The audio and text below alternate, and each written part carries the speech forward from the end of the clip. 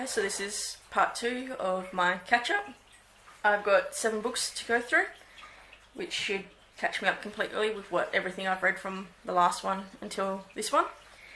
So the first book I have is 1,000 Perfect Notes by C.G. Drews. I gave this book 4 stars for the story and a 4.5 for the cover because I like the cover, I like the butterfly. This isn't a paranormal or fantasy book like I usually read. It's still a YA, but I think it's under as a YA contemporary. So the outline of this book is there's this character called Beck, and his mum's very violent and forces him to play the piano. He's got to look after his younger sister.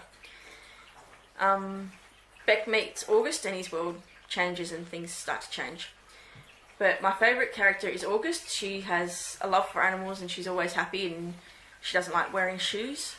So she's a pretty cool character, and she doesn't let a lot of things get her down. The rating of this book for me, by what I personally believe, is an MA 15+, mostly going into 16, not so much the 15, because of all the abuse that's inside of this book coming from Beck's mum. Overall, this book broke my heart. It was really, really sad to see how everything happened to him and how things progressed tonight. So, overall feeling, I was heartbroken, but at the same time, it got better, I guess, especially after he met August, and it was still heartbreaking him trying to react with her and not knowing how, because he'd never had friends. But, yeah, it was sad. I want to read more books from this author. She's got another one coming out soon. I can't remember the name of it, but she's got another one coming out soon, so I'll definitely be trying to get hold of that and give it a read. And I recommend this book to people who ain't faint of heart, because it does have a lot of abuse in it, and it's really sad. And people who are empaths, and I don't think I said that right, but people who feel other people's emotions would probably end up crying and getting really depressed from this book. So the next book is a number 1 in a series. Pretty sure it's a series. I can't remember what series, and it doesn't say on the book. But that's Omens by Kelly Armstrong. I gave the overall book 4 stars and the cover 4.5 because it suits for the title in the book. It's very dark and omeny and all that. Right, so this book got a lot of controversy because the author generally writes paranormal or fantasy-based books. And this one's more a crime mystery book. It still has, if you turn around and actually pay attention to what you're reading, it still has your paranormal aspects or fantasy aspects in it, and you've just got to find them, the little points here and there that make you go, what? Why is that happening? But it does mostly sit as a crime book. So overall, I'm not, because it's a number 1, so it's building up everything.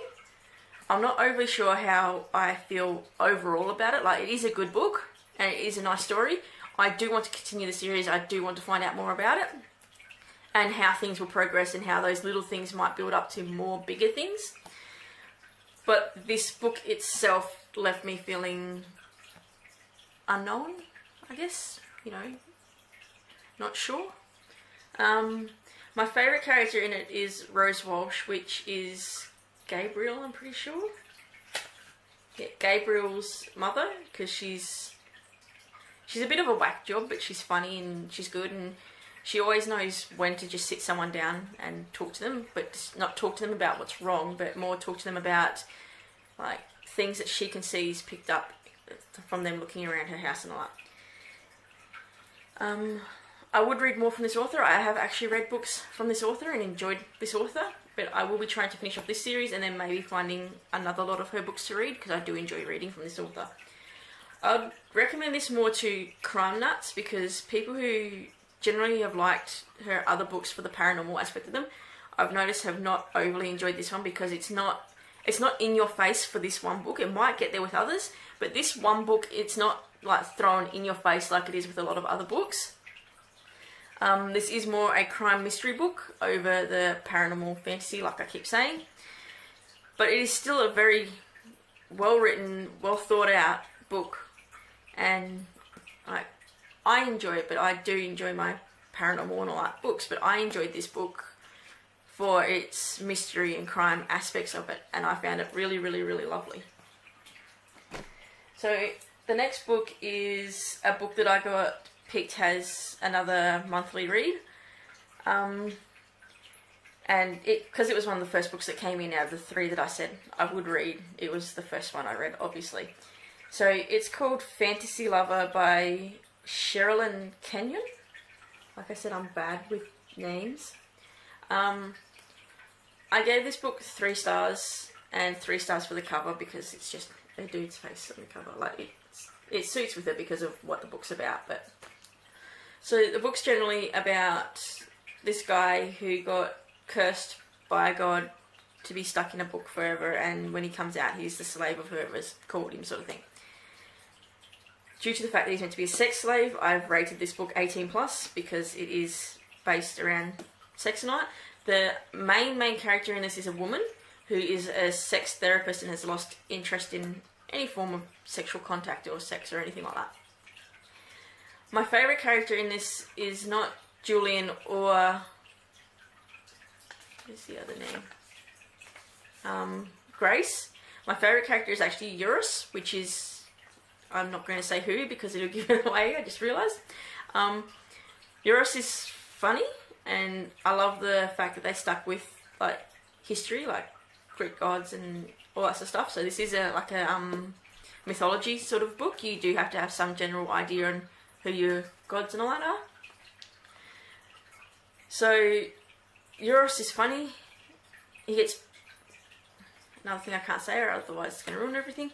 Let's just say his reaction to what happens to him when you first meet him is hilarious and good and all that, and even with that he still tries to help out afterwards. Overall this book was very, very interesting, even though it's not something I generally read, just because it's all based around sex, and that's not usually a topic I'd sit there and just read and all that.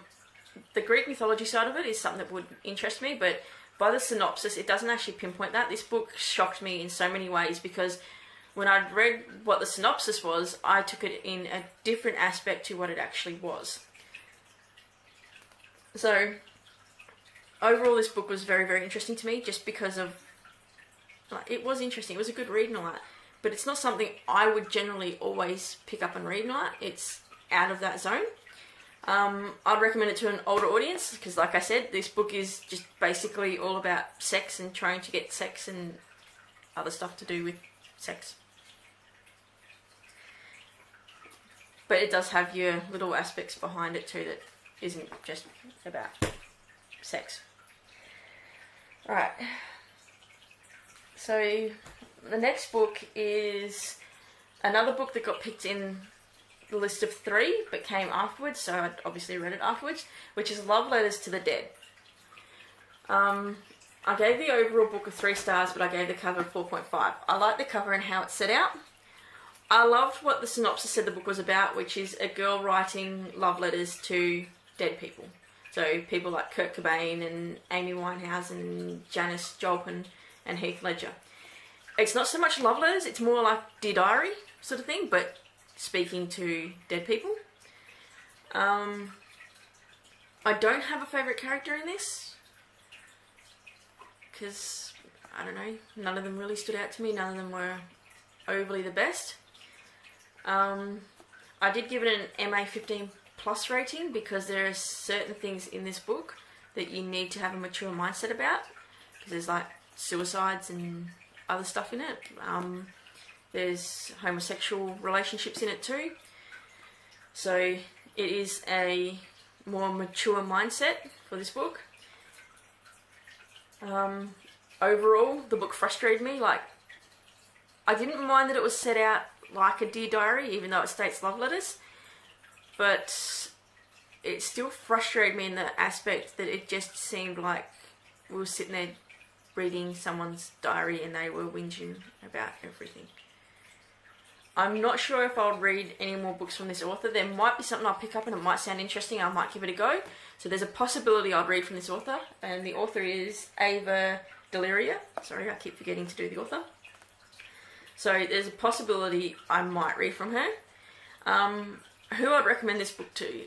I have no clue who I'd recommend this book to. Generally because the way it was set out frustrated me. Like, the storyline on its own was actually pretty good, but I don't know what general public I'd put it with, really. So that one I'm not sure on. So the next book I read is Not Your Sidekick. I got this in a book box, has a catch-up book, because the book box at the time didn't, like, one of their boxes didn't give us a book, so this was what they sent as a catch-up. So I actually gave this book 5 stars with the cover a 4.5 star, because the cover does actually suit in with the book, and because I forgot it again, the author is C.B. Lee. I gave this a 5 stars only because I took it from the context of, if I'd read this when I was, say, 13 or something like that, I probably would have thought this to be one of the best books out. As an adult, I'm not overly, like, it's not to the point where I'll go, it's amazing, awesome, like every word describing it being the best thing in the world. But I have picked up that there's a lot of stuff in this book that makes me go, well, if I'd picked this up maybe 10, 15 years ago, this book would have been amazing. I would, like, it would have kept me held. I would have been, like, over the moon to read it and all that, because it was a really, really good book and it was really well done. The point of the book is, like, there's a chick who's basically in the shadow of her parents and her sister who has superpowers and all that, because it's a dystopian book, so it's set more in the future and all that, because something had happened that allowed superheroes to be able to have kids that some had superhero powers and some didn't. But Jessie, the main character, doesn't. And she wants to turn around and, like, be this superhero, to get out of the shadow of her sister, where everyone turns around and goes, oh, I had your sister and she was this amazing, so you should be this amazing. But anyway, she starts working for a company and finds out a lot of shocking things from this company, and she doesn't want to be in her sister's shadow anymore, so she wants to be her own person. This book does have a homosexual, like, the main character's a lesbian, like, she likes girls, so it is a homosexual book. It's still interesting, like, none of that, like, okay, it is a big focus in the book, but it's not the main thing that's there. None of it defines the book. It does make it more interesting and hell funny at certain times. Being my age, a lot of the stuff was predictable, where, like I said, if it was like 10, 15 years ago, it wouldn't have been as predictable. Probably still would have been slightly predictable, but not as predictable. So my favourite character, I actually love a lot of the characters in this book, but my favourite character was Bells. I can say one thing I like about Bells, but the rest I'll have to leave because it's stuff you'll find out from reading it if you do read it. I loved how Bells would change his hair to make a statement. Like, he was always, he was always throughout the book changing his hair colour to make a statement to people, which was amazing. Like, he was a really funny and really good character to have in the book. So I rated this book M as a mature aged book due to the homosexual tendencies in it. I do more think, though, it would be okay for, like, a 13-year-old to read, because it's not a really strong presence. Like, it is a factor in it, and you do have it, and there might be points where someone goes, ew, girls, but it's still, like, a 13-year-old could probably read it and just get over it. Overall, this book was touching and charming, and it was, like, really well written and really well thought out and done. I do want to try and read more books from this author, just because of how all this was written, and I want to see what other books the author's written and what they're like, just because I did really enjoy this. And like I said, I'd recommend this to people aged 13 up. Generally people who like superheroes and stuff like that, but anyone could probably read this and enjoy it. So 13 and up would probably enjoy it. And the next book, going along the lines of the other two books, also has homosexual in it, but this is two guys. This is Autobiography by Christina Lauren. I gave this book in general 3 stars and the cover 5. As you can tell, I really like night sky covers, and I love the way the colours change and shade up. I also like the fact that the author had put a book and 2 people standing on top of it, like 2 guys standing on top of it, and that the cover, the whole scenery actually extends, I don't have my notes, all the way around. So, like I said, this is about this has homosexual things in it. It's about 2 guys. This book situates in a town that's Mormon. It's mostly Mormons in it and run by Mormons, and Mormons control a lot of things. So it has a lot of religious aspects in it. And the main character finds out that he has a crush on a Mormon boy who's leading a seminar that he goes to and all that. And they have a lot of problems trying to sort that sort of stuff out. My main favourite character in this that I enjoyed was Jenna. Right. She went through so much and did so much with them. And that's the main character's mum. She was always supportive, and no matter what, she was like, I don't care about their religion or you can be who you want to be. But at the same time, she was like, please think it through, be responsible, remembering that there's people in this town that has a religion. You need to respect the religion, even though she doesn't, because of the religion cast out. It did some stuff with her family and all that. So even though she has an issue with the religion, she's told him to respect the religion because other people don't, and he's got to think that through before he does stuff. Rating is MA 15+, like I said, because this whole book is based around religion and homophobes, and you need people that have an open mindset to all of that, instead of just going, well, that person should just punch that person because they're religious. That's just silly to be like, but it does need an open-minded sort of person to read this, so I would say 15+ for the maturity. Overall, this book was heartbreaking, but at the same time, it was left you with a tingly feeling, because, okay, if it was a normal book, people would go, the relationship between them was so gorgeous, yada yada yada. Normal relationship, not normal, straight relationship. People would be like, oh, it makes you tingly because of that. But it's still a tingly feeling because of what they had to go through and everything they've had to do and everything they've had to face. But at the same time, it's heartbreaking because of all the stuff you have to sit there and see that the families go through that are completely different. Because where the main character has a open-minded, loving family, the other main character doesn't. So you have the 2 conflicts in the families. I am going to try and read more from this author and see how they turn out, because I did enjoy this book. I'd recommend this book to people who have an open mind, like I said before. It doesn't actually have a full-on genre. It is a romance book. It is a lovely book. But anyone who has an open mind and would like to read, I think it's under as a contemporary, YA contemporary sort of book, would actually really enjoy this book. And my last book is The Abyss Surrounds Us by Emily Krusky. Like I said, I'm really bad with names. So this is I